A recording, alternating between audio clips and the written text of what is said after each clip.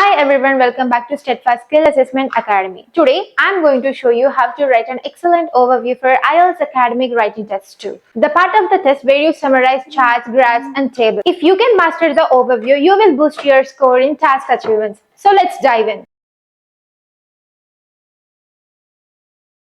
Now we are looking at the six pie charts that illustrates the percentage of water used for different purposes in six regions of the world.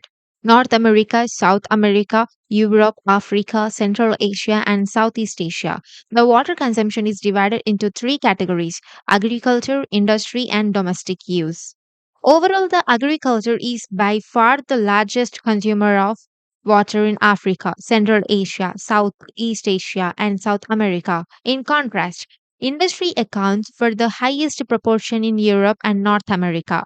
Domestic usage, meanwhile, takes up the smallest share in almost all regions.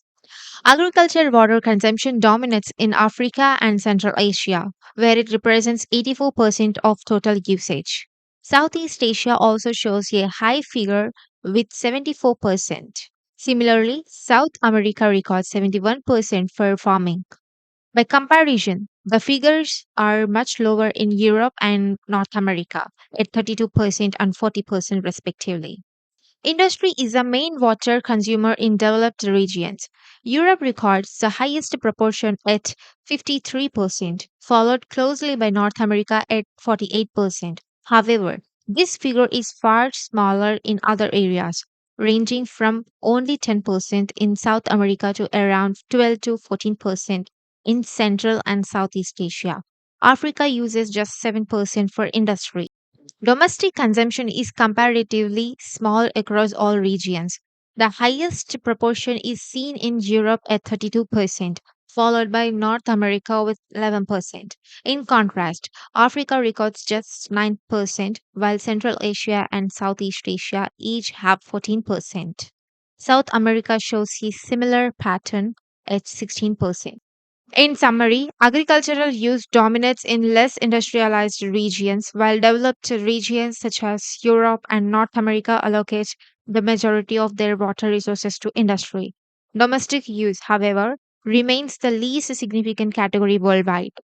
Here is a sample answer. The charts illustrate how water is consumed for agriculture, industry, and domestic purposes in six regions worldwide. Overall, agriculture is the dominant consumer of water in most regions, except for North America and Europe, where industry accounts for the largest share. In Central Asia and Africa, agricultural use is overwhelming at around 88% and 84% respectively, with very little allocated to industry and households. Southeast Asia also show a similar trend, though domestic use is slightly higher at 12%. By contrast, in Europe and North America, industry is a main user, accounting for 53% and 48% respectively.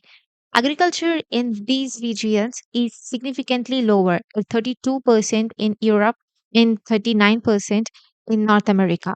South America presents a more balanced pattern. Agriculture dominates at 71%, but domestic consumption at 19% is noticeable higher than in other regions.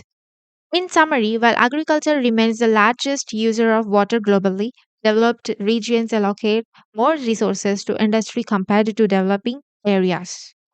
Now let's go to the writing task 2, and the topic is: some people think that the best way to reduce crime is to give longer prison sentences.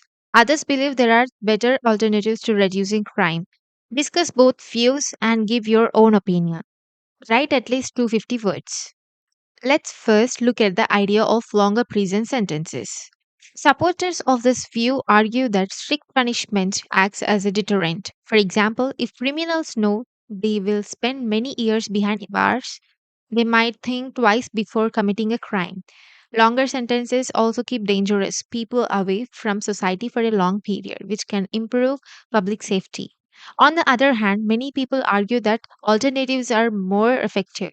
Crime often comes from poverty, unemployment, or lack of education. So instead of just knocking people up, governments can invest in job opportunities, education, and rehabilitation programs. For example, training prisoners with work skills, can help them reintegrate into society, reducing the chances of reoffending.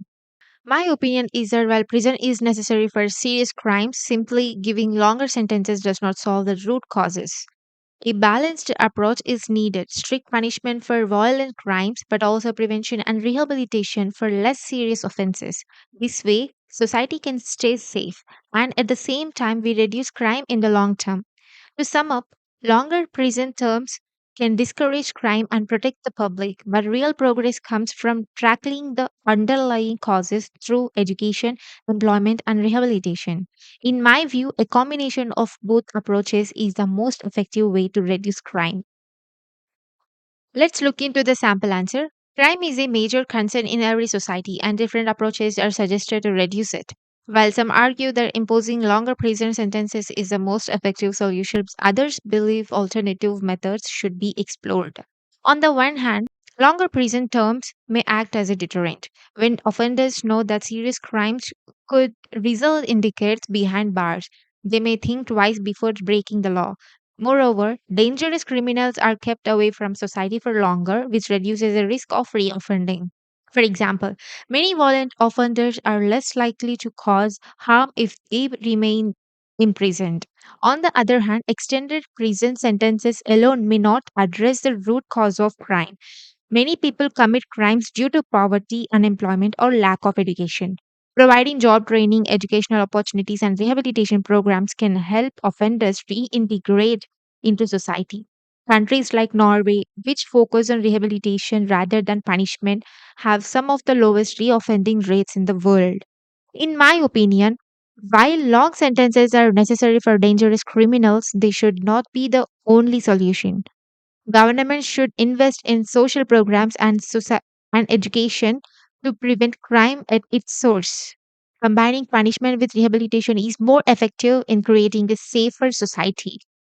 In conclusion, although longer prison sentences may reduce crime to some extent, alternatives such as education and rehabilitation are essential for long term solutions.